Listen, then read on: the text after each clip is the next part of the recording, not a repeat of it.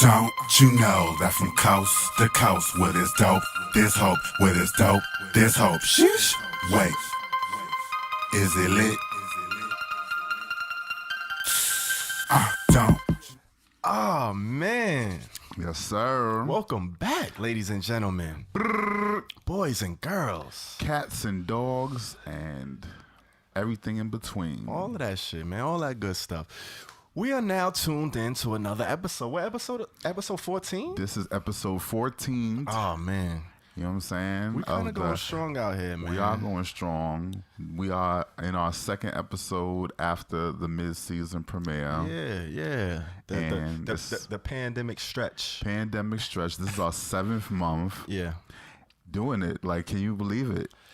I can and I can't. You know what I'm saying? The days are going a little crazy these days, but, you know, I'm enjoying it. We kind of in the mood. We hit a stride, and I'm riding it out. This is where we at, and I'm loving every little bit of it. I'm having so much fun every time. Yeah. I look forward to this. Yeah, absolutely. How y'all doing? Thanks for coming back. Thanks for coming back. Thanks for tuning in with the kids. You know, let's get into some music. I feel like getting into some music. Let's go ahead and get straight to the right into it, shits, man. Fuck bitch, all that. because we got a whole lot of things we want to tell you. Absolutely. So, our first artist, bringing to the stage. Let's get it together. Let's put your hands together for C-Laydee. I think that's how you say her name, C-Laydee. C-Laydee. Yeah. Or C-Laydee? C-Laydee, but she got the 2 E's on she there. She put the D, the E-E. Yeah, so, you know, I'm thinking C-Laydee. Heard you. She is a singer-songwriter, producer, and model, born in Guam and raised in Vallejo, California. That's, I'm thinking that's Bay Area, because, I mean, she's got a whole lot of Bay Area, things in there. Yeah. You know what I'm saying? I'm not exactly sure where Vallejo is, but I'm, like I said, Bay Area, and grew up studying vocalists like Whitney Houston, Frank Sinatra, and she was encouraged to produce music pretty much by her father. At the age of 7, bought her a keyboard, and she started making her own records. She graduated high school 2007, started doing modeling, and released music that year as well, and unfortunately, that was the year her father passed away. So she blew up with a song called Holla Back that attracted attention on MySpace and got her performing at festivals, some Filipino-oriented festivals, enjoyed some brand sponsorships, and created a rap group called Bay Heads, or Bay Heats, excuse me. Bay Heat. Bay Heats. So she must be close to the Bay Area. Yeah. Yeah. Somewhere around there. Right. So I'm thinking that's the vibe. And that's pretty much what the song is. The Bay Heats is her and another rapper, Young Yayo, who is on the song that we're going to talk about. So, Young Yayo was on this? This is the feature. Oh, shit. Okay. You know, C-Laydee featuring Young Yayo. They both... They're both named right there on there. And you see them on the cover art. See them on the cover art. I mean, so it's pretty obvious. I don't know why I was surprised. I don't know why you were surprised. And so the single is called Thinking About You, released on June 12th, 2020. And, you know, it's a bop. It's a lengthy little song. 4 minutes, 18 seconds. So the thing about the song is, when I first heard it, I didn't know she sang as well. I presumed that it's C-Laydee, the one rapping the first and third verse, and she's singing the hook too. And Young Yayo is the last verse? Is the second and fourth verse. Oh, it's 4 verses? Yeah. Wait. I felt like it was long because I was like... Yeah, they both kind of were going back and forth. See, it was another case where I didn't really know who was who. I didn't really know who was who either. The only thing sound different to me is the singing and the rapping. So it's like, I don't know. Like, it's crazy, right? It's crazy. Okay. I think that's but you know, obviously if she watched the show, or if you're listening to the show, let us know if we're, you know, if I kind of got it. But I feel like it's her on the first verse and also the hook, Young Yayo on the second, and then doing back and forth again for the third and fourth verse. Young Yayo. So yeah, this song is kind of lengthy for a song like this. clocking at about 4 minutes, 20 seconds, which is, old school terms. That's like a radio length song. But, new times, kind of like twice as long as a regular record. Yeah. But as far as how I'm feeling about the record, I like the fact that it's a West Coast bump. I always wonder, who is it that is like kind of created that sound? Because West Coast got a lot of influences, and they have a lot of different producers that had different takes. So you got the hyphy sound, you got the DJ Mustard sound, you got the Dr. Dre sound. Now you got everybody that's working with Kendrick Lamar. They have a certain sound. But this kind of hyphy DJ Mustard kind of sounding record. I'm assuming she produced the record, but I also wanted to know who kind of influenced her.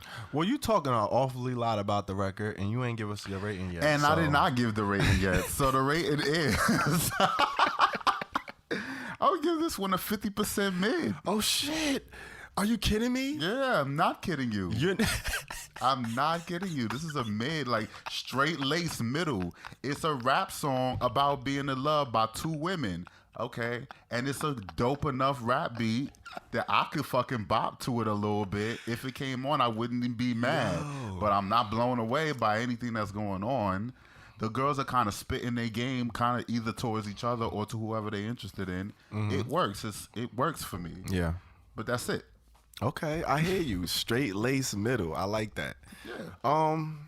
That's pretty interesting. So that was your take on it? That was your my rundown? take. That's pretty much it. Pretty much it. Get right to the point. Wait a minute. Fun fact. She consumes sea moss. Have you ever heard of sea moss? Yes. What? I didn't hear sea moss. Wait a minute. You not up on sea moss? I'm not up on sea. B. I was not up on sea moss until I went on her Insta. Step your game I'm not doing enough out here. Like where you apparently. been at? I'm Like so big. I thought you was in here. these streets. I thought you was in the streets. Now I'm second guessing I'm in myself. a different type of street. That street, whatever street that's on, that's I don't totally know, my B. not. And you be in Billyburg and all that, and you don't know about sea moss? Listen. Wow. I went on her gram and I was like, sea moss. And then I went and looked it up. This whole video on it about what it is, what forms it comes in, when you can use it. It sounds like I might want to get into that shit. You can get the pills, you get the capsules, you can get it raw, you can make your own gel, you can do all of that, man. You would not put me on game. You did not. I didn't know I assumed you knew. You know that? That's my bad. You're right. You're right. You're right. 100%. But shout out to her. She's doing that. But that was so wait, she's slinging the sea moss or no? She doesn't sell it. She said like she feels herself kind of a little bit more drained. Her career is a little bit more active, so she needs a little bit more energy to kind of get through the days. It gives you, I think it's like 104 of the minerals that you. Man, listen. Dr. Sabi approves, apparently. Man, listen. That's why I figured you already knew, because I know you know. So like, I did not know. Wow. So okay. I learned a lot from C-Laydee. Shout out to her. That's what's up. You know that's what's up. Joint. But that's interesting, because I also gave it a 50% mid. God damn. Straight lace right down the middle. Like, if you don't believe me, you could just look at the ink. Like, I wrote it. Wow. Like 50% mid. Like, we don't consult each other with our grades or nothing. Literally, like, we just that's don't. why this is hella so entertaining. when you said 50% mid, I'm like, damn, we got the grade and the percentage like on the dead on the head. That's but pretty much I it. mean, you said it. Like, the production is dope. It's cool production to give you that DJ Mustard, that Kid Ink, that, you know what I'm saying, like that Robin ass do. You know what I'm saying? They hitting you with that. Right. West Coast, very vibey. And the tone of her voice, I didn't realize it was two of them. Well, I knew it was two of them, but I didn't realize they was both spitting. Like, I couldn't tell who was who. So that was one thing. But both of their voices sound very similar. Yeah. The tonalities, everything. And then they have very nice flows. Like, they flowing. They going off. They spitting. Yeah. And like you said, they giving you 4 verses. Like, they going off. They not stingy with the bars. But they not giving you no heavy bars, Not though. giving you punchlines like They that. definitely said the Bonnie and Clyde line twice. Like, I gotta get that to him. Like, that's the first time I heard the Bonnie and Clyde flip twice in the same song. Like, and then they ain't even spice it up the second time. It was like the same way. So I didn't realize if it was an ad-lib or if that was a bridge or something. Like, it was like, nah, they just used it in another. I was like, okay, fuck it. But and then some of the lines was kind of cheesy, like, feel the love burning hot like a stove. Like, I mean, if it's a club record, I hear you. You don't need much, but it's like, damn, like that's kind of like insulting my intelligence a little bit. It's like love burning hot, hot like a stove. Like, all right, I get it. Yeah. But I mean, I give it to them. Like they caught it because look, they look great, they sound great, the beat is amazing, and when you in a club, you're not gonna be analyzing it like this. You're gonna be bopping to the shit. It's definitely a bop. It's a vibe. But it's a mid level bop. It's like, you know, it's cool. It ain't wowing me. If I hear it in the club, I'm a bop to it. But I ain't gonna go search for it on my playlist and be like, yo, I need to hear that. It was cool. It was a mid-level joint. So there you have it, man. 50% mid Across the board. Have we done this before? I don't think we have ever done it, nailed it on a mid. We've gotten close. On the percentage and the grade, Nope. I don't know if we've ever done that like that. Wow. This is historic, ladies and gentlemen. Episode 14 of the Herbal Tea Podcast. This is your boy, EarthTone. And your man, the real Peasy. I don't know what you want me to say. All right, let's just get into the next one. But hey, make sure y'all go check that shit out. Check her C-Laydee. She's doing featuring Young Yayo. Young Yayo. So basically, the Bay Heats is their song. Yeah, I love that name, Young Yayo. That's Young Yayo. Go check that out. Streaming on all platforms. Thinking about you. Yeah, man. We're gonna get to the next one. So this next one, artist number 2, Q Bring it Plus to the on our Herbal stage. Tea Podcast. We got Sir Ryan Lane, ladies and gentlemen. Ryan Lane. Let's see. Let's get into it, man. Can we get into that? We got into that. Yeah, let's tune it. We gotta set the mood for this one. This one is a little different. All right, yeah, it's a mood. All right, so Ryan Lane, he's a Q Plus singer-songwriter from New York City. He's from New York. He is from New York, born and raised. I couldn't find a ton about him, but I did see like it was an interview he did recently with an article with a magazine, and they were talking about the new single. He actually has a bit of a relationship. Recently, we saw that he signed with Illtown Slugger, which is the company formed by KG and Vin Rock of Naughty by Nature.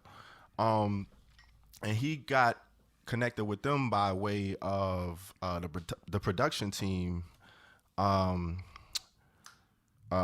and the Tramp. So they're a production duo, and he's worked with them, you know, a little extensively early in his career as far as writing and, you know, working on his solo stuff. They did a lot of production for him. So that's kind of how he got tied in with the whole Slugger family, which is, you know, that's Jersey, East Orange, Illtown represented. That's where the kid grew up. In case you ain't know, I'm from EO, East Orange, New Jersey. You know what I'm saying? Just putting that out there, a little extra, just a little extra fan fact for you. You know what I'm saying? But speaking of fun fact, he had an interesting story about this video for Forever, which is the single we about to review on him. He had like a week deadline to get it done and, you know, get the shit ready to roll out. And he had to do all of this shit during the pandemic. So everything was kind of shut down.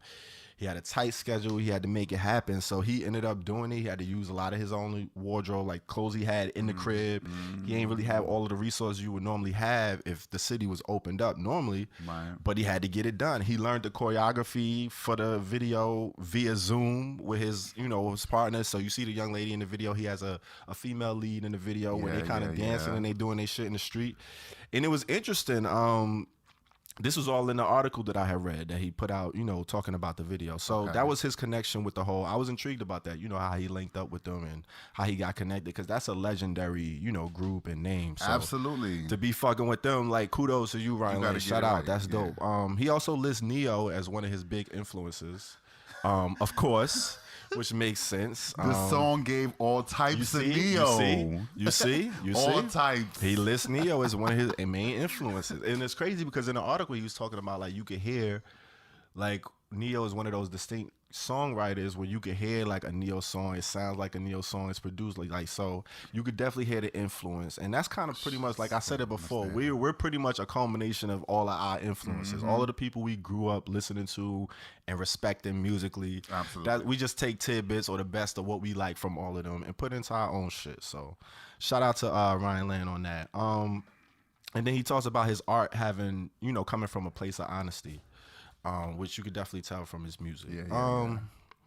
Have you heard of Ryan Lane before? Are you familiar? Well, I was gonna be like fun fact. Oh shit! But you talked about the video already. I ran it down too much. Not necessarily so. My question really was the fact. Okay, he's with Illtown Sluggers. I already know that's a Jersey label, so I figured he's a Jersey dude. Nah. Why is he in Harlem in the video? But he's from New York. From New York, and I think he live in Harlem. He live in Harlem. Yo, they had all types of drone shots, and if you haven't checked out the video for Forever, mad drone shots, love it. Like they kind of really went in. They bodied with it. the video. That's a fly visual For like a really clean New York look. He did part of it in that famous bridge that you kind of see, which I never really knew what that bridge was. I think that's the West Side Highway. It was close to where It's somewhere over there, but it's Harlem like Pride uptown. was. Yeah. A little bit further uptown, though. Yeah. By Riverside Park, Upper I want to West. say. Yeah. Yep. So he had that look, but that was really my whole confusion. I was like, if you were Illtown Sluggers, why you ain't repping Jersey? See, you being geographically racist. Stop it, yo. Stop it. You see? I just was asking Come on, the questions, fam. but Like, thank you for answering them. Yeah, cut that out. All right, so we're going to get into this joint Forever. He dropped it in May 19th, actually, 2020. Latest single, 3 minutes, 52 seconds. Like we said, he teamed up with Illtown Slugger, which is, I think they're like a production and management label. And I'm going to just let you know, man, this shit is fire, B. Oh, it's fire. Yeah. We're going to have to call out the fire trucks. I know I've been calling them pretty much every episode, but they used to be in here anyway. Listen, we've been getting a lot of great music from these Q+ artists, and this shit is fire. I gave it a fire 78%. It smacks for you? Listen, man. It smacks. Listen, man. I mean, the production is top notch. Of course, you got, the legend KG. He pretty much classified as a super producer. I don't think it's too many people that could argue that. Nah, he not done at worked all. with the top R&B artists like Next. Yeah. All of them. Like he's from that Divine whole Mill. era. Like yeah. Jaheim. Didn't he do something? Janae. Was he fucking with Lucy Pearl and them? I think he might. I'm not sure I'm about not 100% that, sure on but that. he But definitely he's been around and been he's around. done his thing. He knows quality R&B, and you could just hear it in the production. That's just the production alone. It's a feel good joint. It's the lyrics come through, and that kind of what kicked it up for me. I mean, because you can have a feel good joint. Ryan Lane's voice is amazing. He sounds amazing on this. This is like if you know how an artist could do a lot of different things. They could have a lot of different sounds, but they'll have a pocket where it's like, when they get in that pocket, it's like, all right, they hitting a home run. He's in his pocket on this joint. This is his tempo. This is his melody.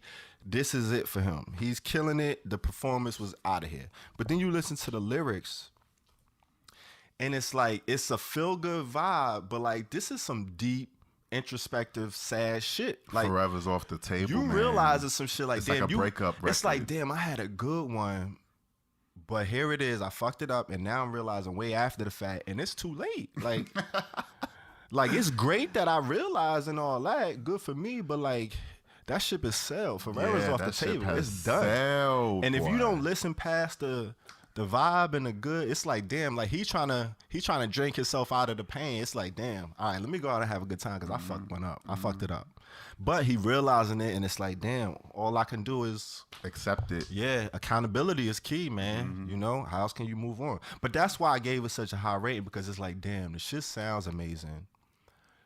It feels amazing, but then it's also like leveled. It's like, damn, this is some deep. And that's songwriting right there. Like, that's some key shit. Like he says, the sun won't shine through the shadows, and lies act just like arrows through the heart.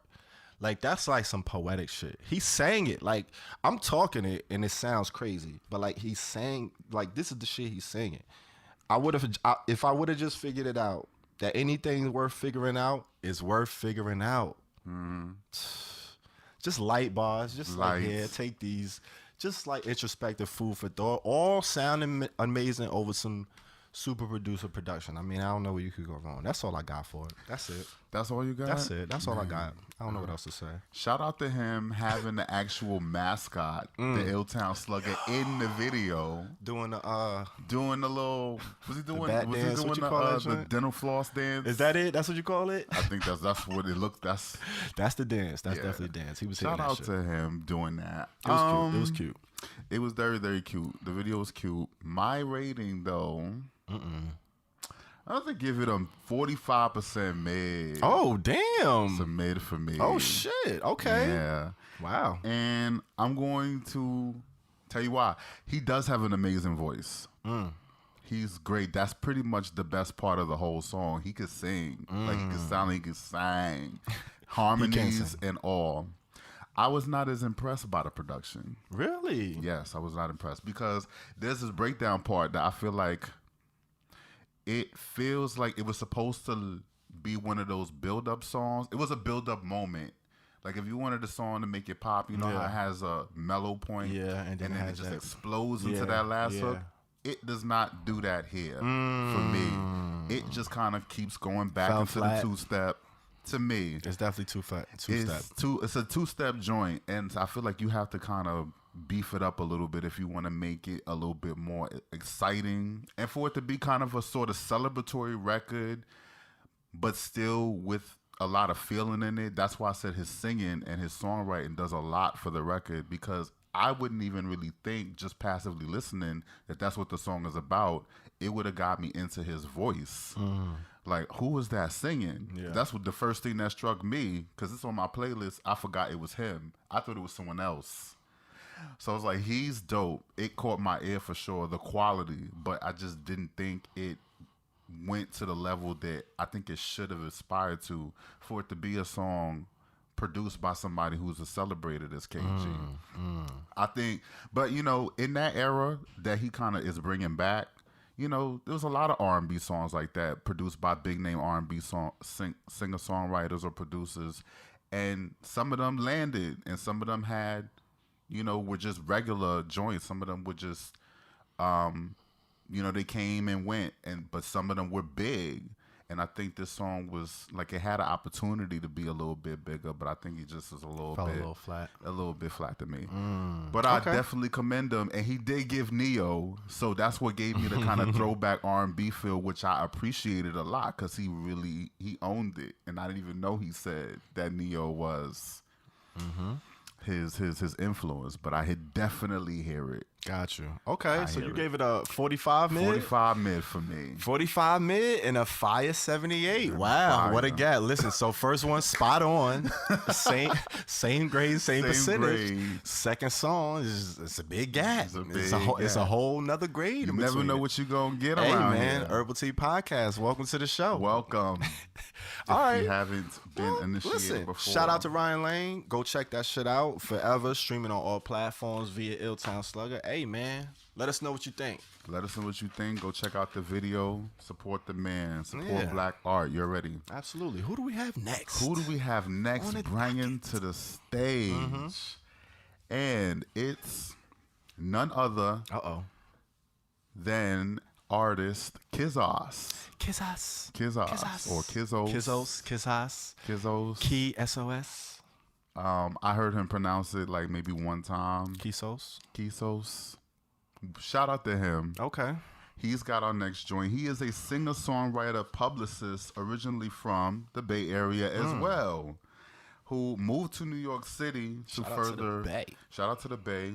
He moved to New York City to further pursue his music.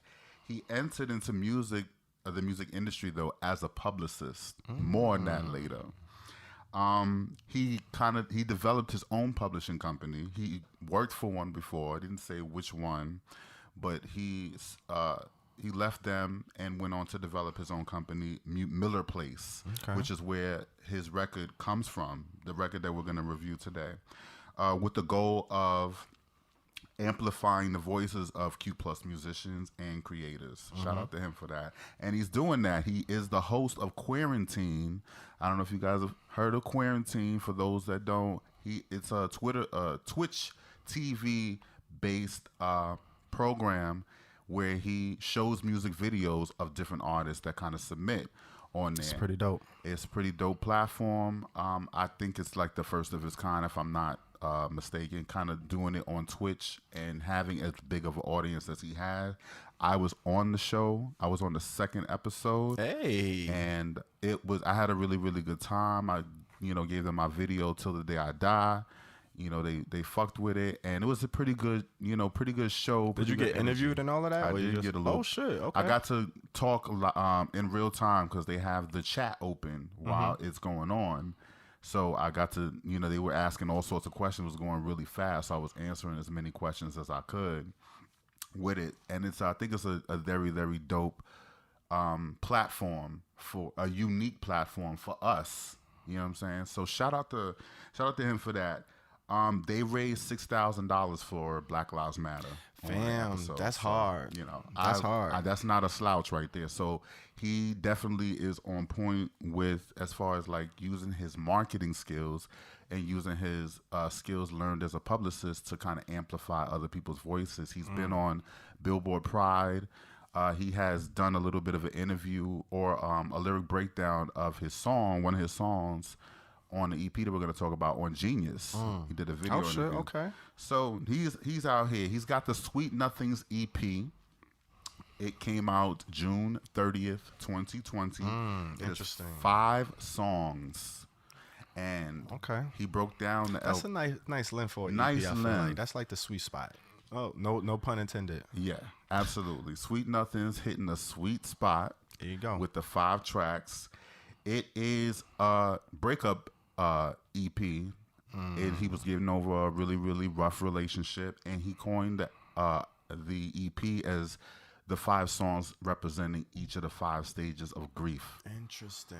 Okay. That would be bargaining. The first song is about bargaining, denial, anger, depression, and acceptance. And I'm going to have to give this EP a 25%. Reginald, please come to the stage. Shit. I'm not going to get to the shits here. Oh, shit. You ain't even do no build up or nothing. You just threw it at us. I just got to give it to you. I feel like I gave y'all plenty. Y'all Yeah, you bigged them up. You bigged them Definitely. up. You gave him his flowers. Yeah, exactly. He's gave him doing his flowers. things. But this EP is not necessarily really doing it for me. Damn. Reginald, come to the stage. Come get this. I'm going to let you know why. Okay. Here we go. Now, I relate to every single thing hear that you. he's I hear doing you. on I hear this you. album. I hear you. love the way he set this shit up. I hear you. I'm listening to the songs from the perspective of a person who's empathetic to what he's going through, because I went through those very same things, and he brought back a whole lot of emotions, a lot of triggers, which I have to give him credit as a songwriter. When it comes down to the production, that's kind of where it will be the death of you for any beautiful song lyric that you have. Your production will bring you down if it is not on the same level or better. And it happened a lot on this EP. I think the main song, which I heard really, really stood out to me, was Happily Ever After. That was track 2. And he put that song out as the first single a year ago. I was going to say. Which is telling, because if you obviously put that song out first, it probably felt like it could either mean there's so much better after, or it could be the best like thing. you were struggling to kind of follow up. And I was really trying to figure out, though, if he's producing himself, like that song came out so good and the other songs kind of came out and different ranges here. What really happened? Oh, he does produce himself. Yes. Okay. I'm going to say yes, he does produce himself, because from what I read in all of his bios and interviews and things, it gives me like he's producing himself. Okay, that makes sense. The worst song that I could have to say is the one right after it, the one that represents anger, where he's rapping. What is it called? Perks? Hashtag perks. He's not a rapper, ladies and gentlemen, and I'm a rapper. I be rapping. Yo, I was thinking the same thing when you said that. I'm a Shout rapper. out to my nigga. EarthTone is a rapper. I be rapping for and real. I'm sorry, I can't. I'm not going. We're not gonna sweet. That's We're funny. not gonna fucking pussyfoot this shit. That is funny. This is not shade. This is just total truth. Listen, dude, this sounds like Macklemore, but way less. And then the production was not really redoing it. It sounds like a mess. And that's probably what anger gives. Anger gives messy. Well. But if you're trying to rap it and trying to express the anger at the same time, you got to find a balance between rambling and lyricism. And you did not do that very, very well. I'm just have to say, sorry, you're not a rapper. You can't. Wow. You gotta come up a little Wow. Okay. bit. So that's my take on that. And Damn. It So just what was your grade? 25%. Reggie, it did not really get better from that point on. Yikes. So Happily Ever After, that's the joint. That's probably the best one there. But you know, All right. I'm just saying. Well, damn. Well, there you have it. 25% Reggie. Yeah. Wow. All right. Shout out to Sir Reginald, making an appearance in the building. Mm-hmm. I actually gave it 58% mid. Okay. Yeah, Okay. yeah. And I'm gonna tell you why. Why is that? And why is that? So I thought it was a mid because, I mean, it's like you said, the production wasn't there, but I did think he gave it to us on the lyrical end, the pen. For sure. Like his content, the concept, he went through some shit and he put it all out into this project, and you can hear it. And I think what you hearing is the execution definitely fell short. I don't think he's as, and not to be harsh about it, but I don't think he's as naturally gifted singer as you would like, you know, like a big star to be. But he is a talented songwriter. You could tell his pen, he's able to take his emotion and put it in a way that it resonates with you some way, shape, or form. knows how to It's like, damn, communicate. you hear it. You know what I'm saying? Even if, for you to be able to hear that and get past the lackluster production, it's like, damn, like his pen, he can write. He could write. I think his execution kind of just fell short. So given that, the level of his pen, I think that kind of saved him on this. And, you know, it was concise. It was short. It's like you said, every joint was kind of different stages. And you kind of heard that come across. The Perks joint, I agree with you 100% on. His rapping was super regular. Like, per rapper to rapper. Like, not really, like, he ain't giving you, you know what I'm saying? Like, he not giving you nothing crazy. I only say that because of the Perks and the P's. They just called me. I like alliteration. I don't know. So, Right. But I actually like the hook. Like how a cute guy to make you feel validated on your first sex, looking on your timeline, salivating, all that shit. Like he kind of was giving me like younger, earlier Eminem, but just not as good. Just kind of the way he was playing with words and shit. But there was just that on that hook. It was like that cute little moment. And then I was like, yeah, I'm kind of good. I didn't really hear any crazy songs that I love. Actually, my favorite was Still Remember. I like that joint. That's the it started off acoustic and then it kind of goes to the drums like at the second half of the joint. It brings in like it kind of makes it a little bop. Like it starts off like he playing the acoustic guitar all of a sudden. And he said, I still remember like the first time we, like the last time we kissed and the last time I felt your cheek. Like his pen, he puts you in like, he gives you a mood. He gives you vivid visuals with his pen. But this one, I thought it started acoustic and then it turned into a little bop. I liked it, but I didn't love it. It wasn't great. But that's kind of the feeling I got through the whole project, and it wasn't really. He didn't hit it out of the park for me, but I gave him a lot of kudos as far as creativity and, you know, his penmanship. Conceptualize it. Yeah. I almost wish. Which I give you a lot of credit for that. Like I almost wish I he put would a lot have of stake came in that. through to the hood and been like, "Yo, I got this song. Come holla at a nigga. Give me the demo. I'm gonna go ahead and juice this shit up. Yeah, or like, let let's us get sprinkle Swanee some sauce on involved, it. sprinkle the Sprinkle sauce that because dust, I see what you doing. Yeah, like that's what I'm saying. He's like a diamond in the rough. Yeah, you know what I'm saying? for sure. I would give him that. Yeah, Shout out to him. There you have it, man. You got a 25% Reginald and a 58% mid. That's okay, how it goes.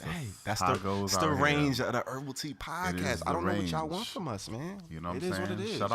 Shout out to Kisos. Yeah.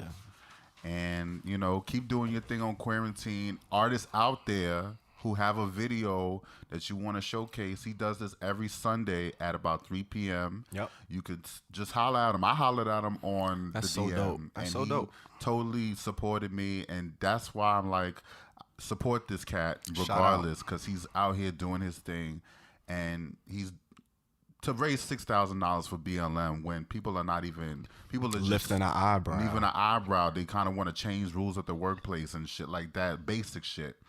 You know what I'm saying? There's a lot to be said for that. So I commend Kisos on doing his thing on that level, and go support Sweet Nothing's EPs. You ready? Absolutely. All right, man. So that wraps it up for the Q Plus gang. Yes, sir. On episode 14. On episode 14. You know what I'm saying? We're going to get into the ally of the day. The ally of the day. Hey. It's the ally of the day. Oh, ally of the day. Give it to me, give it to me, give it to me. Hey. Look at that. We got a whole theme song for the Whole ally of the theme. day. Off the top. That's just off the top with it. Something light. Come on, man. Something like. Does this. Like. Cut it out. But bring it to the stage for the ally of the day. Bring it to the stage. We got the one and only. This is one of my favorites, y'all. Miss Toni Braxton. Ooh, Braxton family damn. values. For real though, like whole family on fleek. But look, Bitch. speaking of the Braxton's family value, I mean, come on, you already know what it is. 7-time Grammy Award winning singer. Like that's enough right there. If I drop that line, if I could drop that line, the first bar, Drop the mic. introducing you, like what else do I need to say Goodbye. after that? Yeah. Like what else I gotta say? Come on, enough said. You already know what it is. It's Toni Braxton. But I'm gonna give you a little taste. So a lot of people might not know. She actually started with her sisters. They was in a group like in the 80s, late 80s. Yeah, hold that. Hold that. The late. I've been around. Come on, man. This voice, these pipes. Come Come on, on, man. Like bitch. she does this. Late 80s, the Braxtons. Braxton. That was the group. All her sisters could sing. All of them. She just the illest one. She just got like she like the Jada Kiss of her sisters. You know what I'm saying? Yeah. You know what I'm saying? Yeah, Am I I'm so lying? done Am I with it. lying? Am I lying though? I'm so Am I done. lying though? She's the Jada Kiss. Come on, she got the voice. She got the little rasp to her shit. You when you hear Toni Braxton, you know what That's it is. what you know what it is. Yeah, come That's on. just like her. So everybody else seeing that, they saw it, and she went over. solo. And this is what I didn't know. You talk about a fun fact. I'm gonna give you a fun fact for that ass. Okay. Right? So you know her breakout joint. She was on the soundtrack to Boomerang. Boomerang. Love should have brought your ass home. Everybody know when she had the little she had all of the chicks in the hood wanting the short little bob cut. Like everybody wanted the Toni Braxton. I remember my sisters wanting it. She was crazy in that video. The song, nobody heard a voice like hers. And that came from like such a she didn't look like she had that powerful of a voice because she was so beautiful. But then her voice was like, fuck out of here. So here's the story behind that joint, right? Okay.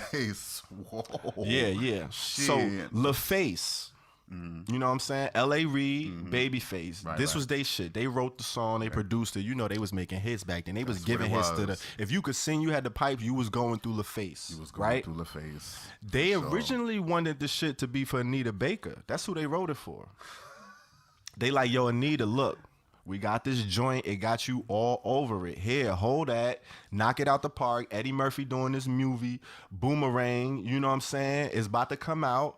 Yo. I'm living done for this deal. moment right now. Right. But she pregnant.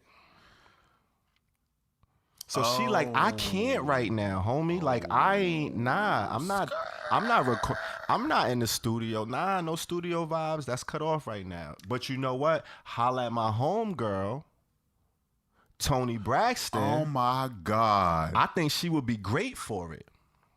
And guess what? And guess what? Guess what? The rest is history. Like, what else do I need to say? Talk about an intro. I didn't know that she knew Anita Baker. Because not only is she a whole Anita Baker 90s vibe, She took that rasp R&B whole feminine thing. flow to a whole nother level. and gave it the 90s. She passed her the torch. How beautiful is that? That is so beautiful. I did not know that story. Come on, man. Come on, Legit. man. Come on, man. Tone, on. Sherlock Tone. I love her. I Coming love her. through. But I mean, on top of that, she is the ally of the day, and you could check her record. Like, she loves the Q plus community. She always shows love. She acknowledges her fan. There was once rumored of her being bisexual and into women. She's known to flirt with the ladies here and there. She makes no bones about it. She's been interviewed on countless LGBTQ publications. So it's like, I mean, she's an ally. It is what it is. If you want to look it up, you can look it up. Do your Googles. But it's Miss Toni Braxton, man. We just going to get into it. She got this new joint out. Do It featuring another fucking ally. Oh my God. Miss Missy Misdemeanor Elliott. Melissa came through. You know what I'm saying? She dropped this Melissa. joint June 26, 2020. 3 minutes, 25 seconds. Hey, man, listen. Fire truck's already here, man. Oh man. They already here, man. Oh man, the fire trucks is back. They already keep here, setting man. it Come off. on, man. Like, they already here. 80% fire. What you want me to do? For What a you want me to long do? blaze. Yeah, man. It's hot out here. It's already hot in the very streets, hot. but now they making it even more hot. I'm gonna just give it to you. I ain't even gonna go into crazy, cause listen, you say the names alone. All they did was live up to their names. All they did was live up to their name. Like, technically, that's all they did. You hear Toni Braxton featuring Missy Elliott. What you expect? Like, what you expect to go off? And they did exactly what you expected. Like, pretty did much. it. The production is crazy. It sounds like new age Toni Braxton vibes. You know what I'm saying? She sounds amazing. Her voice is like butter. I'm going to give it to you. The lyrics wasn't crazy out of here. But you know what? When you got a voice like that, you ain't got to do too much. Keep it a buck. That's it. That's all she was saying. And you want to keep saying that. That's it. Do what you need to do. That was the whole song. Do what you need to do, bitch. what Like, you you need know, to do. you know what you need to do. Just do it. Just do and it's it. on some women empowerment shit with one line. But then Missy came through and stole the whole song because she gave you the quintessential Missy R&B feature verse. Like, this is on some Gina Thompson, like, that bag era Missy. Like, she just came through and she delivered. She bodied, and she didn't give you a 16. I think she gave her like a 20 or 24. Like, something like that. she bodied the verse. And then Toni Braxton came back and then just melted your pants off real quick. With the butter, come on, man. Like, that's it, man. That's all I got to say, man. All they did was live up to their name. It's Toni Braxton and Missy. Like, fire 80%. Call the charts. What you got for them? Oh my God. What you got for the people, man? I am spellbound right now.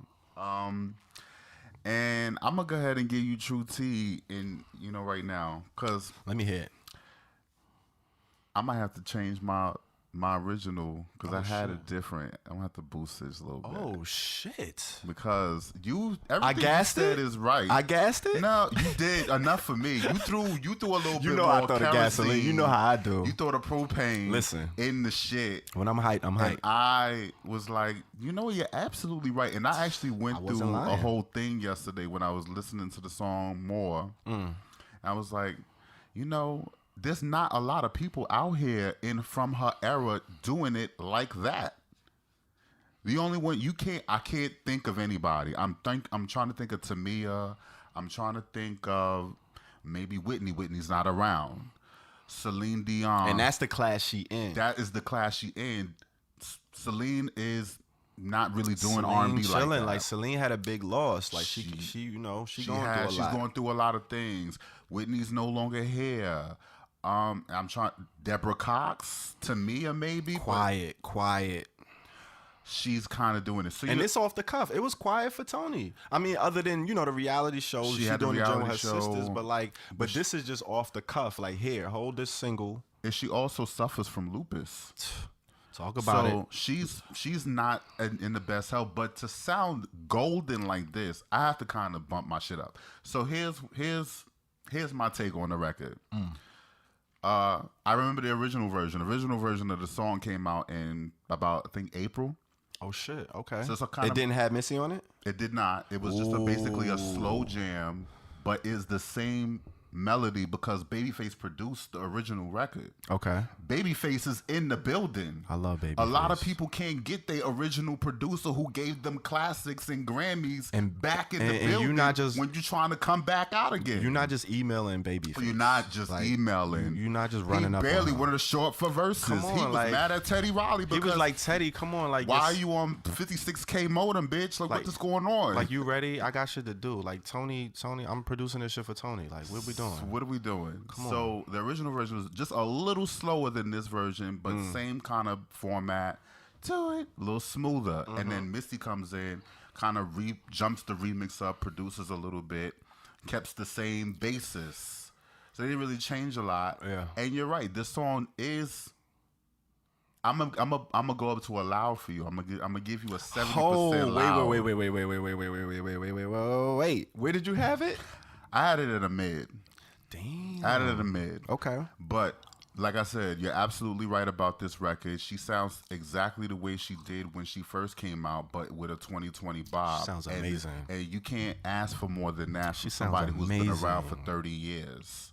And she really does sound like she sounds amazing. Like she didn't age, and she's not rusty. Like she's not giving you like Aretha Franklin trying to do Adele. She don't sound washed. She don't sound washed. She's really out here giving you a bop, a joint. Yeah. And so my only complaint about it is the fact that it does sound pretty much like a regular R&B 90s remix.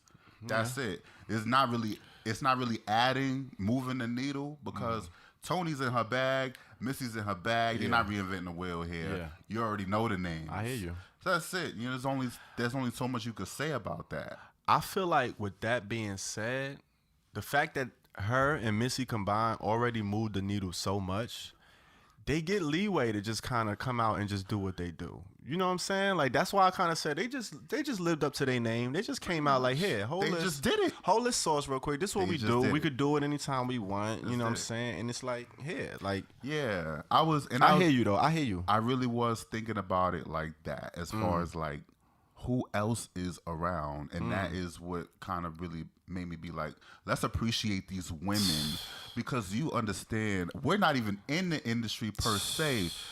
It's hard for us as black men, LGBT or not, women have a whole nother battle that they have to fucking just to survive in the industry and to still be having your shit together after all this time. Yeah. In this pandemic now. Absolutely. And all the history that you done made, let's give it up for these women. Absolutely. So I'm going to give it a loud 70%. Okay. You already know loud what it is. 70%, fire 80%. So we wasn't too far off not after too all. far. Okay. That's interesting. That might be the first time I caused you to bump your shit up. That's crazy. It's live one in the air. I had a lot of first time he bumped the shit up, and then first time we got exactly the same grade and the same percentage. Unpredictable. Yo, man. Episode 14, man, it's popping. We out here. But also, before we get off of Toni, fun fact. Oh shit, another one. Yeah, this is a good one. So this is a personal fun fact. So you mentioned like she has lupus. She was actually really, cautious about talking about that and bringing that public. Yeah. She actually denied it for a while. At first, I think people were saying it was breast cancer, something like that. But she came forth eventually. Right. But she did a stint in Vegas at the Flamingo Hotel, and I was in Vegas, and I happened to catch her right before she shut down her stint that April because of the complications with her health and shit. Fam, amazing. You talk about stunning. You talk about like unimaginable beauty, like on some. And I'm a gay black man, but Toni Braxton is like different. Like it's like she was flawless. It's like I never looked at another human being in life, in real time, and was just like, damn, like I don't see like it didn't look like she was real. Like, is she real? Like, I never saw nobody this beauty. The shit she had some like some diamond fringe twist Tina Turner type shit. Like she was, and then she sounded like amazing. So she was on a wireless mic, right? And I'm like, not front row, not close, but like right next to like the first section. And she walking through the audience doing her whole connect with the crowd participation. God. Yo, she going through the audience, right? Sitting on niggas' laps, serenading them. Oh my God. Fam, I swear to God, she was beelining towards me. Listen. She beelining, she about to come through, and she got a wireless mic. She started getting feedback because she was getting too far away from, and then so she had to back up. So fam, she was coming. She was coming to the kid, fam. I was about to be serenaded by Miss Toni Braxton, fam. She was coming to the kid and got feedback in the wireless mic, had to go back. I was like, ooh. Your energy was way too strong. Fam. It was way Is that too what it strong. was? That's what I was it too hyped? I wasn't even hyped, though. Not that you was hyped. She wasn't ready. It's just your energy. It might have changed her life. It might have changed her life. Forever. And she might have changed your life. It might have been It might have crazy. been a different thing. That's my fun fact, man. Something bigger was coming for you. Damn. So listen, that's how we feel about it. 2008, man. The Flamingo Hotel, Las Vegas, Oh man. my God. Toni Braxton. It almost happened. 2008. It almost happened, man. She gonna come for you later because, you know, like, we're not that far away. We not. 6 degrees of separations is pretty close around here. You never know, man. Listen. But that was crazy. I was close enough. It was crazy. Like, I was close enough. And I saw beautiful. it, and it's real. Like, she's a beautiful, amazing. Beautiful woman. And you know what's crazy about Love Should Have Never Brought You Home? That's the one that comes on when Nia Long is calling out. I forgot who she was dating. I can't remember the actor name. Damn. I can't remember the actor name, shit. but either way, she was basically calling him out for coming in, you know, on some sneak shit. Yeah. She knew he was cheating. Yeah, and it was whatever the case perfect may for the be. fucking scene. And Nia Long kind of gives Toni. She had the same haircut. The Nia Long and the Toni. Everybody wanted it. That was the you were shit going back to the then. salon saying like, "Yo, give me the Nia Long." My sister had that shit. Come on. It was crazy how that even came together. And then she goes on to give this really vintage classic Hollywood look, because that's kind of the look she gave in a lot of her early.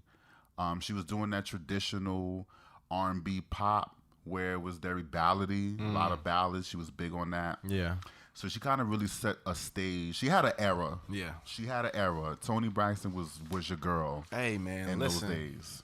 Shout out Miss Toni Braxton. Shout out to her. The ally of the day. There you Ally. have it. You got a fire 80% and a loud 70%. Hey, go check it out. Streaming on all platforms. Do It featuring Missy Misdemeanor Elliott. Do it. And that wraps up the music, man. Yeah. Damn. Yeah. It's like we said, man, the music is coming. It keeps coming. It keeps coming. We love it. And keep coming. We're love going to it. keep reviewing it. So it is what it is. Whew. All right, man. We done got through this music. I feel like going into the streets, man. It's been quiet. You know, the city is slowly opening up. The streets have been anything but quiet. Well, I mean, you. As far as supposedly with the COVID, I mean, COVID's still out there. That's the problem now. Motherfuckers think it ain't quiet. It should be quiet. It should, but it ain't. But the streets are still on fire. So what's going on out in these streets? It's burning up out here. Everybody keep doing their thing.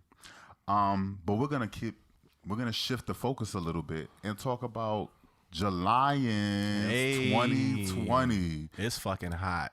It is very, very hot. You know what I'm saying? July is July plus the Alliance. I mean, we first debuted our projects in July of 2016, and we made that an event.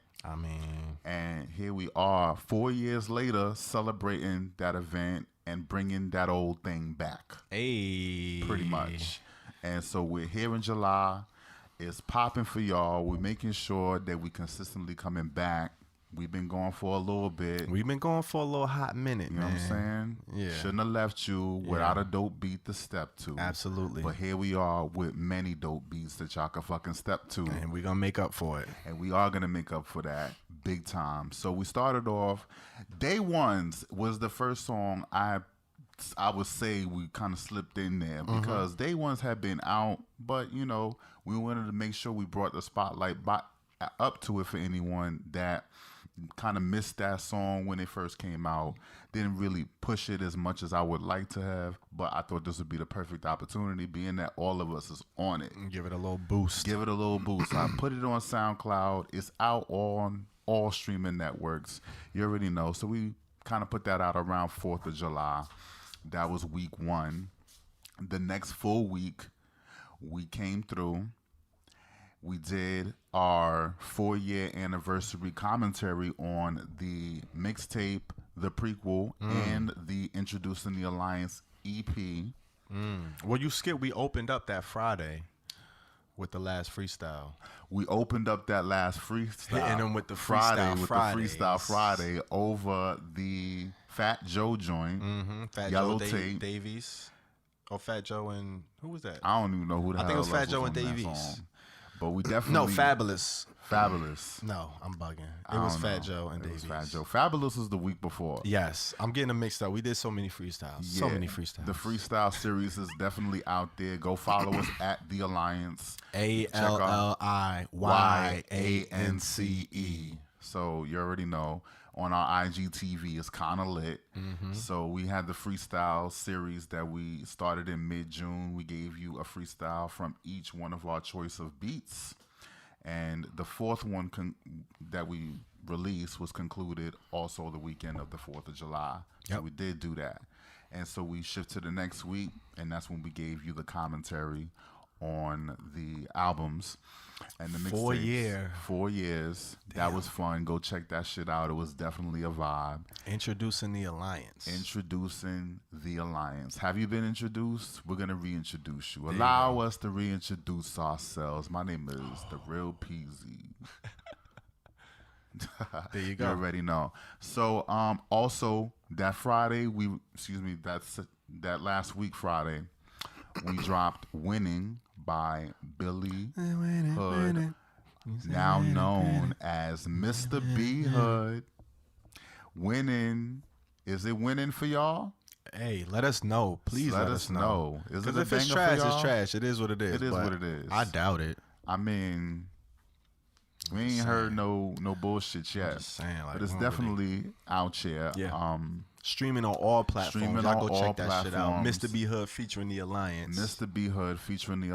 His album dropping soon. You know how that go. You already know. And now that brings us to this new week, the second week, full week of July. And this week, guess what we have coming out for y'all? Looks like we have a joint from the man himself. You know what I'm saying? He kind of stretching his muscles right now and getting ready to kind of lay one banger for y'all. You know what I'm saying? Even though it's light work for him. Kind of been doing this. It's been a minute, something like, you know what I'm saying? It's for the kids. I do it for the kids, man. I'm not even going to say what the name of the song is because you'll find out. I'm going to probably talk about it tomorrow on Open Floor. Absolutely. Actually, you guys will be watching this on Thursday. You would have done seen some things. You would have seen some things. So you'll know. It's coming out tomorrow, pretty much. Yeah. So that Friday, tomorrow, it'll be out in stores everywhere. And we're going to keep the party going. That played out. I didn't even realize that was going to line up like that. Yeah. See how the world works? That Wednesday, we'll be on the Query. Look at that. We'll be on the Query. So Wednesday. It's a full week, y'all. Wednesday, a lot of treats. Y'all. A lot of treats. Thursday, we hitting y'all. Well, Monday, we hitting y'all with the Real Peasy. Going on the Open Floor. I'm going to hit y'all with the little clip of Bachelor. And then Tuesday, what happened Tuesday? They going to get the cover Tuesday? Would they drop y'all the cover Tuesday? Y'all going to get the cover art.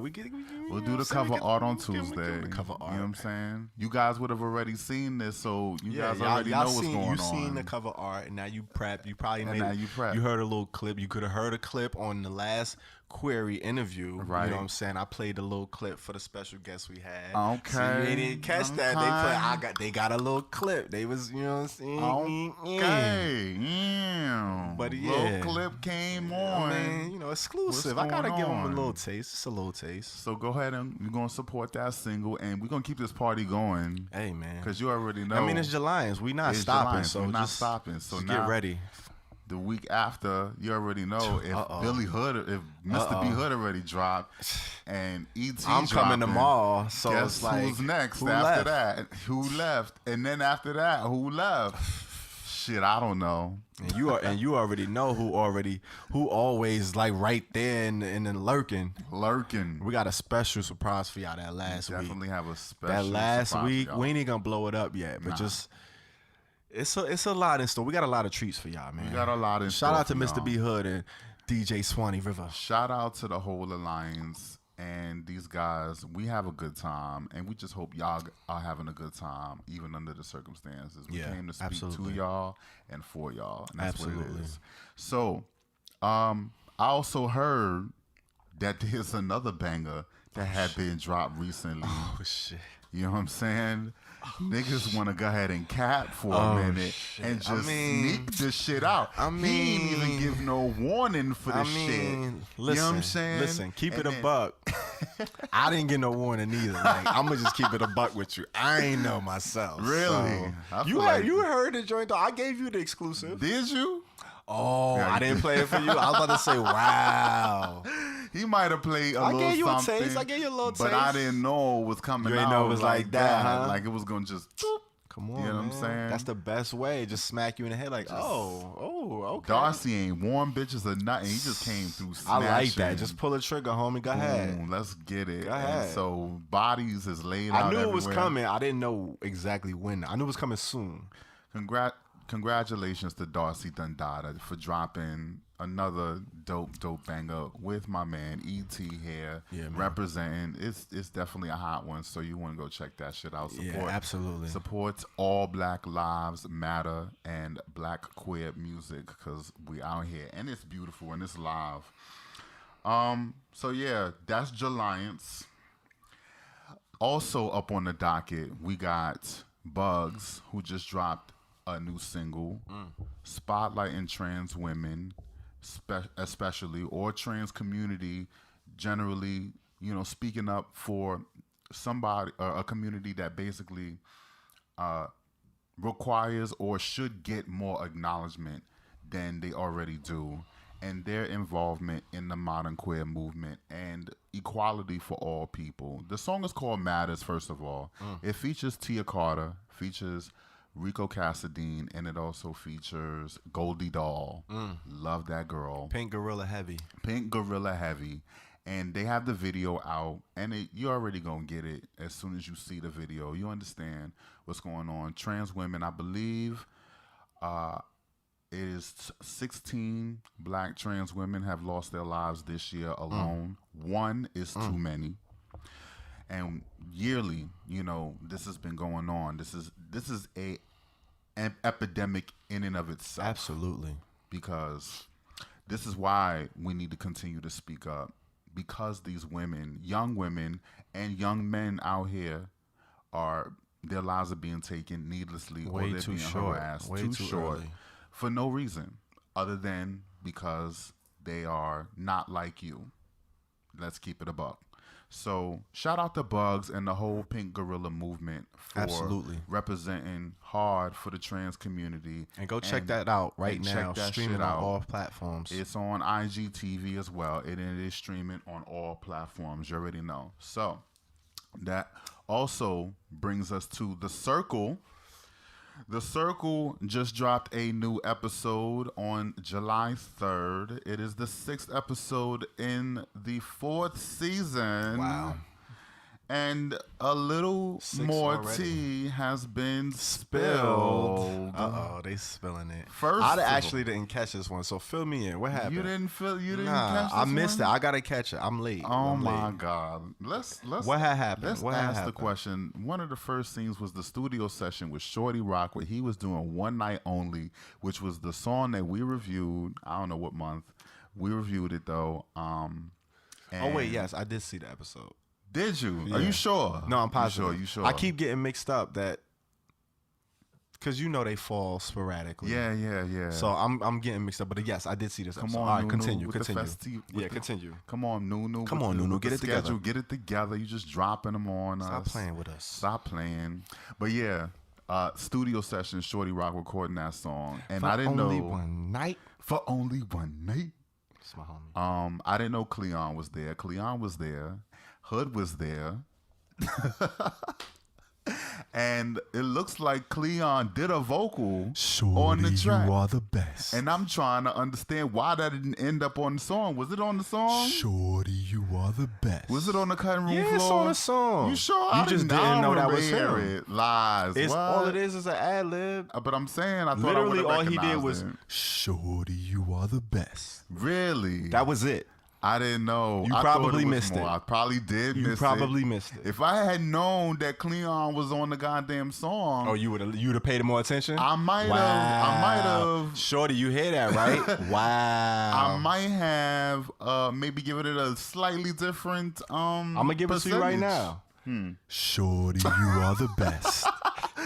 Oh my God. That's all you missed. Listen, shit.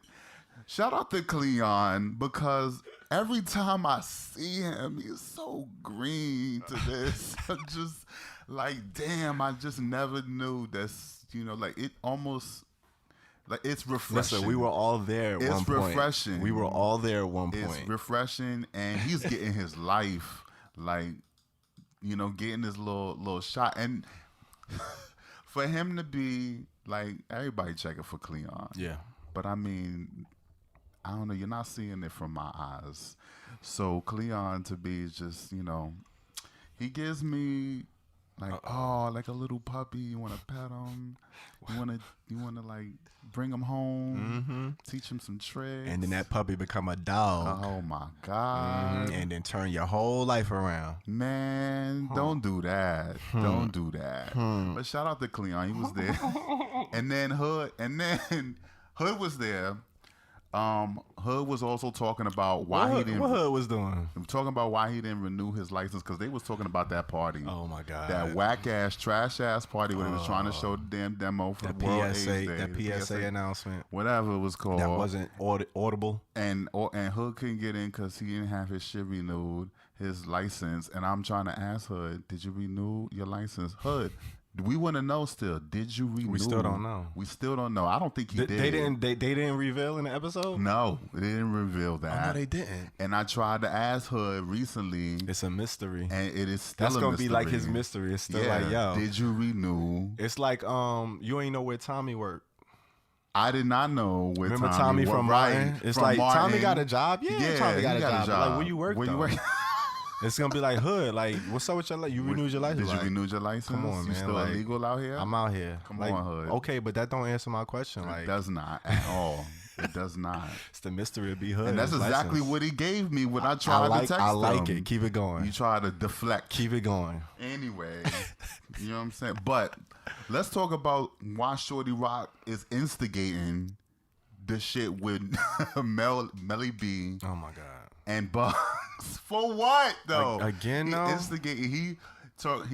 He was the one that was going to Melly B asking all the questions, and now in the studio, Shorty Rock talking about all they gonna talk about was Bugs guy. Like nobody's talking bad shit. Like nobody. Nigga, you're not low. What are you doing out here in the street, Shorty Rock?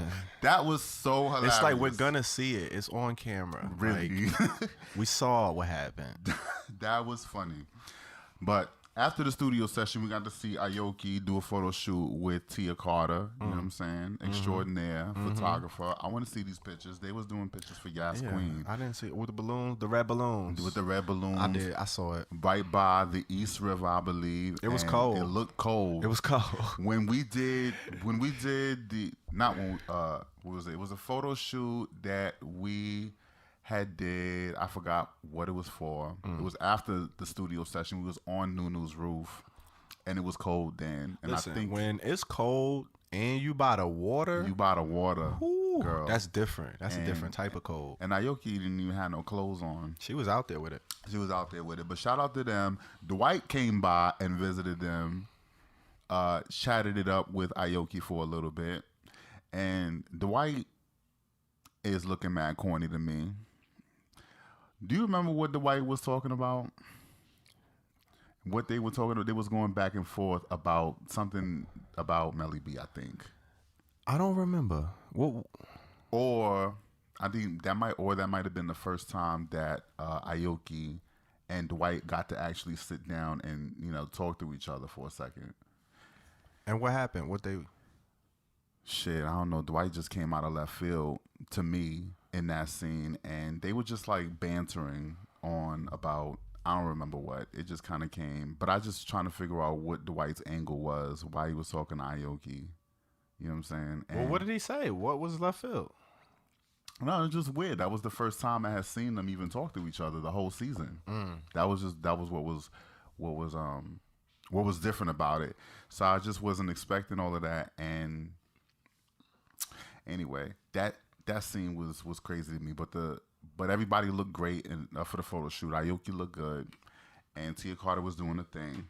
And after that, we had the ugly sweater party at Bricks. So they had a little Christmas party. Melly B came through, and everybody was there. It was not everybody, but it was Dwight was there. Shayori showed up. This guy Jermaine. Now I'm trying to figure out where Jermaine fit in this equation as well? Is he on the previous season? I don't- Because he was instigating too.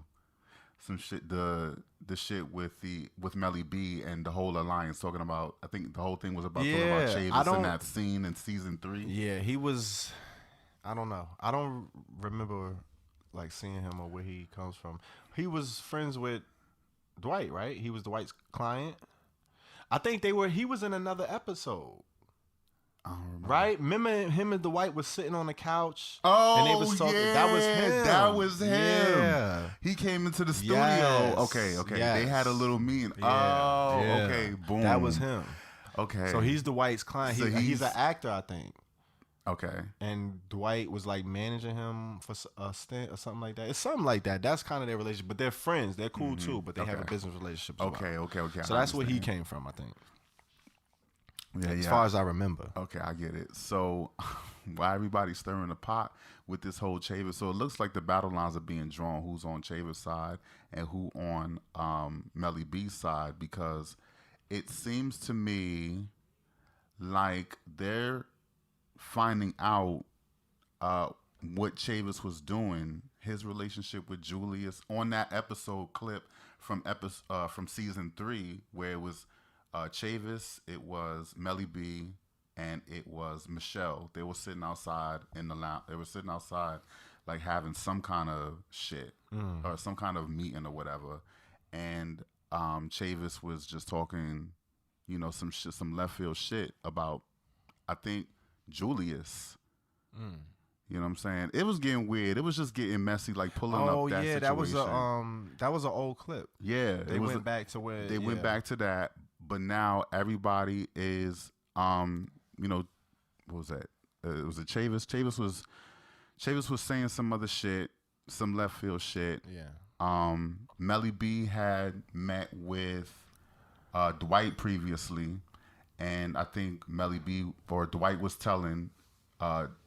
Melly B was telling Dwight about. It sounded like entanglement. Yeah, it is very much entanglement, and I'm getting tangled up. But see, that's the thing. Like when I'm you tangled up with this shit. when you talking all that shit about different people, and you're getting back, and you don't know who's close with who and who's gonna. It's just messy. It's just a room for disaster. And now it seems like Chavis about to get called on all his shit because everybody's putting 2 and 2 together. It's like, wait a minute, together. this What the was one said saying this. before? It's like, I just thought it was interesting how, what's his name? What's his name?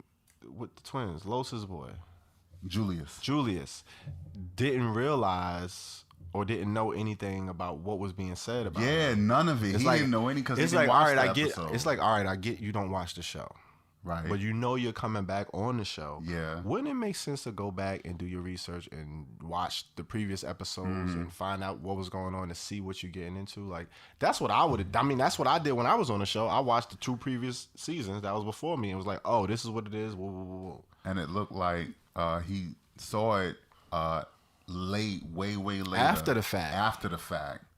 So I guess we'll see what happens on the next episode. What happens when everybody gets called out and what's being said and where the real battle lines are drawn, because we'll see what the real tea is talking about. Because as you can see, I'm kind of mixed up as to what the hell's going on with the entanglement situation. It's a lot. It seems like a lot. And it is very much a lot. It's fucking hurting my brain. So we're going to move on to the next thing, which is legendary, y'all. This one, I got my shit together really for y'all because I got to see, I know Legendary season 1 is already aired and I think all the episodes are out. If not, there might be one more for this season. And they are renewed for a second season on HBO Max. Now, Legendary itself as a platform for ballroom culture is a big deal in and of itself. You know what's crazy to me is I was looking at the second season of Pose as well, and some of the episodes talked about the moment that Vogue hit for the first time when Madonna did it and how everybody felt like they were having a moment then, and then it kind of just went away and ended. So this kind of feels like a reincarnation of that moment, but in a much more bigger light because it's a show now. It's not a song. Yeah. where it'll end when the song ends. It's actually capturing a whole movement. It's capturing an entire movement, and I think that is just incredible, and it's to be celebrated. And it just got renewed for season 2. And it got renewed for Black LGBT culture, which it's a big deal. hello, It's a big deal. You're kind of looking at it here. You know what I'm saying? This is kind of the extent of it. We don't have very many platforms. So, sip that tea for a minute, and let's just at least ruminate on the idea of that's how far we came. Yeah, absolutely. And I definitely want to give it up to HBO for Word. giving us that spotlight. For real. And everybody, all the houses involved, because they're all doing their damn thing. All right, now here's my thing. Okay. How authentic are these houses? Like, are all of these pre-existing houses, or did they make some of these houses specifically for the show? Because I'm just not 100% sold that, what was it, the House of Ebony has had I've heard of the House white of Ebony woman. before. I've heard of the House of Ninja before. The House of Ninjas Long. head by a white woman. Like, I didn't know who was involved. like none of the houses I didn't that know sound who like was- they should be headed by certain people are headed by the people that they should be headed by. I had the same question. And in I'm my just head. being petty, but it's just like, all right, that was kind of a little commercialized for me. Like, is this gentrified? Like, what's going on I here? hope not. I don't think it is. It kind of makes sense to me in a sense. But that's what I'm saying. Like, how did they houses pop are it up? set Did they polish it up for the show? Like, are these the real heads of the houses? It doesn't. I don't know. It doesn't look like it's. It looks like these are all the real houses. Okay. To me. And when I watched one of the reviews on Slay TV, because they were doing each episode a review for it. Mm-hmm. Two of the people that were from the houses, one was from House of West, and one was from House of Lanvin. That was on the show talking to Eddie Jarrell. And they are authentic, obviously, because they're all. Well, talking yeah, I about- know it's a level of authenticity, Yeah. but I'm just saying as far But they didn't as say they. I mean, they were like, are these the actual? Are all of these the actual members? I think this is. I think they would have called it out if they Yeah, weren't authentic. it was just funny. It just looked. It just had a It's optic. It was weird like because because- I don't know. Like I don't know the history. I wouldn't be able to Exactly. tell difference. So somebody could tell me anything. It'd be like, all right, True, I guess. True. But that's why I was just wondering. Like, damn, it was just like the House of Ebony, but then the mother of the house was. So Nah. I'm gonna tell you this. I'm looking at the seasons right now. You guys might already know if you're watching what Legendary season 1, how it goes and how it turns out. Don't give me no spoilers. Yeah. Let me have That this. first episode was fire, by the way. It was definitely, the march was fire. And so, on Indie Skreetz, I'm going to give you guys a little bit of what I'm getting from each of the episodes. And I'm also taking in what the reviews have already said, because they're already in. So I just want to give my take on it, because I think this is great for the fucking culture itself. And I definitely want to just give my 2 cents on how I feel about the shit, because the shit's important. Yeah. All this representation is what we need right here. Absolutely. So I'm here for the House of Balmain, because they had the best march to me, even though their costumes or their wardrobe wasn't really the best. I got the Matrix theme though. So as soon as I saw it, I knew it, and I was like, Matrix, yeah. it just threw me to a certain era. Yeah. House of Ninja, Fiercest Girls, point blank period. Oh shit. Okay. So I'm gonna leave it at that. That's where my alliances stand. We're gonna see how this shit carries out for the rest of the week or for the rest of the season. Yes. So before I go off, let's give a shout out to Megan Thee Stallion. We're adding her to the ally list for this. I'll be It was hard. a little bit of a debate. There's a little bit of a debate. We've been debating this actually low key behind the scenes for a minute, y'all. Yeah. And I'm gonna just give it up because the main reason is people make mistakes. She's apologized for what she said about LGBT or gay people or whatever case may be. And we need to not necessarily be, well, I guess myself, I want to make sure we uplift everybody. We definitely need to congratulate our sisters, because the way it is right now in society, like, to be a black woman, it's almost really like you get the crumbs from the totem pole. You know what I'm saying? Because our sisters, first of all, they have misogyny against them. They have Talk about sexism against them. Talk about it. You know what I'm saying? And just being black is apparently a sin in this country anyway. So when they win, we need to definitely uplift them, because there's a lot of sisters out here that need to see themselves represented in all ways. And she is at least moving the needle and participating in this conversation here. Absolutely. And we got to give people room to grow, you know? We give That's people what it's room about. to grow. And a lot of people are not taking that anyway, even though they see us clearly. Exactly. You know the slang, you got the look, all straight from us, but you don't want to give it up. So it's great to see women of Megan Thee Stallion's caliber out here representing for, you know, ballroom culture and LGBT culture as a whole. And on that note, we're going to give a shout out to the Queen Bee, Lil Kim. Her birthday was July 11th. And we want to give a big shout out to her and add her to the ally list, because she should have been on our ally list. I mean, she just wasn't officially. Like, she was already up there. It was kind of like a given. Like, it was a given. It was a given. Like, we would have gave it up to her a long time ago. Absolutely. For sure. But we definitely want to give it up this time because, you know, it's her birthday and a lot of people show up for Kim, regardless of what the debate is. I don't care what your debate is. Kim was here for LGBT culture when it was not cool to even get within spitting distance of us. When the AIDS epidemic was real and taking people away, you know what I'm saying? She was still out here having interviews with RuPaul. And there's an interview out there on RuPaul's show that she has. She had a talk show in the 90s. You go look this up. This is real. And she was I forgot she had that joint. She had an interview with Pam Grier and Millie Jackson. These are two women. These are two women that kind of, you can see the lineage of how black women are exemplified for their presence and their business acumen and their talent. You know what I'm saying? And all of that kind of drips into LGBT culture the way we understand it. Because we get all our movements, we get all our nuances from black women, heterosexual, cisgender black women.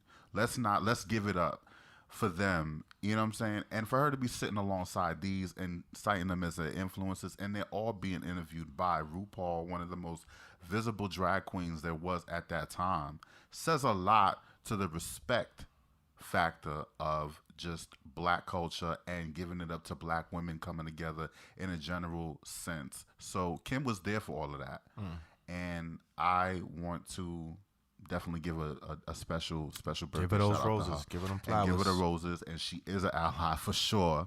You know what I'm saying? So that's where we at in these Skreetz. Okay. Giving it up for our black women and giving it up for our LGBT culture, especially trans trans women and ballroom culture for sure. All of us are part of this melting pot, and all of us move the needle forward, whether mainstream people want to admit that or not. But we're going to tell you the truth because we're here for it too. And that's what's in these Skreetz, you already. There you go, man. And there you have it. Peasy on the streets, on the front lines. For sure. Ear to the curb, as always. As always. You know what it is, man. Hey, with that being said, man, you know, I need to relax a little bit. They ain't get to phase. When are the masseuses going to open up? The massage parlors? They opened up already. This is phase 3. Wait, so I could go get a massage right now? You sure can. Man, you better stop playing with me. This is phase 3. All this time I didn't know. Masseuses, yep. Barbershops. Oh, they included with the barbers and all that. Man, listen, I need to go get me a deep tissue for real. I was just thinking about getting us fucking spa treatment honestly, for like, sure. Not even playing. Like, I need it. Like, I need to go. It's a problem. So with that being said, I'm gonna take it to the smoking section. You know what I'm saying? And then I'm gonna take it to the spa. Oh, That's how we gonna do it. But before we get to the spa, we gonna have us a smoking session in the smoking section. Let's go. Got it. Yeah. Big. We here. All right, so you know, every time we get up in here, you know what I'm saying? We got a little question. We get a little perplexed. You know what I'm saying? And today's question, the question of the day, can I major in marijuana? That's a good fucking question. Like, if I'm going to college, I'm of a college age. I'm coming out of high school. It's my senior year. You know what I'm saying? I just did the prom thing and all that. Right. You know what I'm fact. saying? My grades is copacetic. I took my SATs. I'm out here. I got Prom my king options. and shit. You know what I'm saying? I'm applying. I'm looking around. Homecoming king and shit. You know what I'm saying? I want to get my BA. I want to go to college. I had the college dream. Right. Can I major in marijuana? Like, is that a thing? Well, you know, I did a little research. Okay, Sherlock Tone out of the Yeah, game. you know what I'm saying? Put on my hat, filled up the, the little tobacco pipe. It wasn't tobacco though. You know what I'm saying? And we got to it. So I did a little digging and I found out that the answer to that is yes, actually. A resounding Actually, yes. actually, you can. You can. It's kind of crazy. There's specific courses that you could take at colleges and universities that are geared towards preparing you for a career in the cannabis industry. Canada is kind of leading the way with that. They're liberal with it. They out here. Their government. They promote a lot of institutions that have courses and classes geared towards marijuana and the cultivation of cannabis and medical marijuana and all of that. So they take it deep. But as far as the U.S., there are a few states that have courses and universities that partake in these kind of programs. So in Colorado, of course, that's kind of the hub. Denver, Colorado, they was one of the first to recreationalize marijuana. You could go there and pretty much, it's like, it is what it is. It's like Amsterdam of the United States. But Colorado makes at sense. the University of Denver, their business school called the Daniel College of Business, they have a course on the business of cannabis. So they have an actual business course on the cannabis industry, and you can take that and get college credit for it. So that alone right there is just crazy. Like, when I was looking at colleges, this wasn't an option. It wasn't a thing. It was like, my nigga, this wasn't even a thought for you. It was like, what? I'm a major in, like, what? But now you have that option. Just this shit is crazy. So in the University of Denver, they actually have a cannabis journalism course. So I guess this is for like bloggers or people who, study and write about cannabis and shit like it. There's an actual course. You could take a course called cannabis journalism. Totally in your lane. This is bugged out. It's crazy. And then also in Colorado, they actually have a cannabis training university, which is an online program. You can get certified in the business of cannabis. So you get certified to open up like a dispensary or something like that. It's like a real course you could take online, because you have online colleges like the Phoenix College and all that shit like that. But they have an actual cannabis training university, which I thought was sick. So we take it over a state, and you get to Ohio State University, and they have cannabis, which they put a Z at the end of it. Cannabis. You know what I'm saying? With a colon, exploring the legalized cannabis industry. So that's another business course that's at Ohio State University. This ain't like your little run-of-the-mill college. Or this is a certified D1 NCAA university that has a cannabis business course. So that just tells you where the marijuana industry is going in the world. It's ridiculous. It's crazy to even like think about this and it'd be an actual thing that you could look up and research and find out that it's true. Like, I'm still bugging off of this shit, right? But then we go to Michigan, and North Michigan U has a 4-year medical plant chemistry bachelor's degree that you can acquire. Like, that's ridiculous. So you could go there and that'll be your fucking, like, you majoring in medicinal plant chemistry. How about that? Damn, it feel good to be a bachelor. How about that? Get your bachelor's in fucking medicinal plant chemistry. Damn. Can you imagine? Can you imagine? And then make it even better. Well, not even better, but like on a lesser note, but still, you take it to Jers, Stockton University. Shout out to Jers. You know what I'm saying? Home team. You can minor in cannabis studies. So I could go there. I majored in what? Communication and media studies. And I minored in business. So instead of minoring in business, I could have minored in cannabis studies if I would have went to Stockton. Like, that's some crazy shit. That's just Should've went wild. to Stockton. It's wild. But then if you come out to Cali, you know what I'm saying? You want the warm weather. You want to keep it nice. You want to keep it funky, copacetic. UCLA. Everybody know UCLA. Ookla. They have students there partaking in a cannabis research initiative. So they there studying like how to grow, the hybrids and all that. They getting scientific with it. So it's almost something what North Michigan University is with the medicinal plant, you know, the chemistry degree, but they're actually partaking in an initiative where they can research and study on some live shit. So they getting in the field experience at UCLA in the cannabis industry. Like, that's not crazy.